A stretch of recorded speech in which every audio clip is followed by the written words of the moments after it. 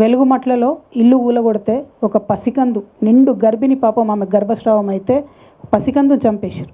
అదేవిధంగా కుమ్మెర గ్రామంలో ఒక 2 నెలల పాప చచ్చిపోతే ఇంతవరకు కనీసం కదలిక లేదు, ఎఫ్ఐఆర్ లేదు, ఎవరైతే దాష్టికం చేసినో వాళ్ళని అరెస్ట్ చేయలేదు. అది కేవలం కుల వివక్షతో జరిగినటువంటి దాడి. అయినా ప్రభుత్వం ముందుకు రాకపోవడం నిజంగా చాలా అన్యాయం. ఇంకొక పక్క ఈ గురుకులాల్లో పిట్టలు చచ్చిపోయినట్టు చచ్చిపోతారు. విద్యాశాఖ మంత్రి ముఖ్యమంత్రి గారే, కానీ రివ్యూ చేయరు, మాట్లాడరు, ఆ తల్లిదండ్రులకు రిలీఫ్ ఇయ్యరు, ఏమి కూడా చెప్పరు. ఇంకొక మాట, ఎక్కడైతే గురుకులాలలో ఆడపిల్లలు ఉన్నారో, 10th క్లాస్ పిల్లలు ఉన్నారో, అనేక చోట్ల సెక్యూరిటీ ఇష్యూస్ ఉన్నాయి. ఎక్కడ కూడా కనీసం వాచ్మెన్ కూడా లేని పరిస్థితి, వాళ్ళు ఇబ్బంది పడుతున్న పరిస్థితి, ఎక్కడ కూడా కనీసం ఒక కౌన్సిలర్ లేనటువంటి పరిస్థితి. అయినా కూడా ముఖ్యమంత్రి గారికి రివ్యూ చేసే తీరిక కూడా లేదు. మేము ఆ పేరెంట్స్ గ్రూప్స్ అన్నిటితో కూడా మాట్లాడుతూ ఉన్నాం. గురుకులాల్లో ఉన్నటువంటి పేరెంట్స్ వాళ్ళు చెప్పే కష్టాలు వింటుంటైతే ఎందుకు వేసినాం రా నాయనా ఈ స్కూళ్ళల్లో అనే పరిస్థితి ఉంది.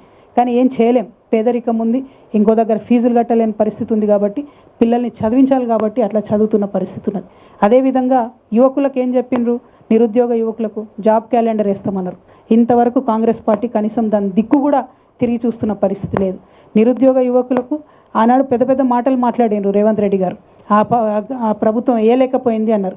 మరి మీరు ఎక్కడ వేసిండ్రు? మీరు వేయక ఒక గ్రూప్ 1 వేస్తే అందులో కంప్లీట్గా అవినీతితో సంబంధించినటువంటి ఆరోపణలు ఉంటే బుల్డోజ్ చేసి మీరు ముందుకెళ్తున్నారు తప్పితే తెలంగాణ యువతి యువకులకు మీరు జవాబు చెప్తలేరు. మీరు ఇప్పుడు తప్పించుకోవచ్చు, ఎన్నికలలో మాత్రం తప్పించుకోరు.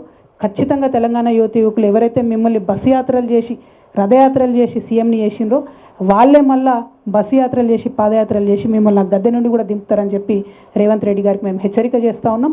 మీరు తెలంగాణ యువతులతోని ఆడుకోవద్దు. అనేకమైన జీవోలు ఉన్నాయి, మొత్తం నోటిఫికేషన్స్కి అగేన్స్ట్గా పనిచేసేటి, వాటిని ముఖ్యమంత్రి గారు పట్టించుకుంటలేరు.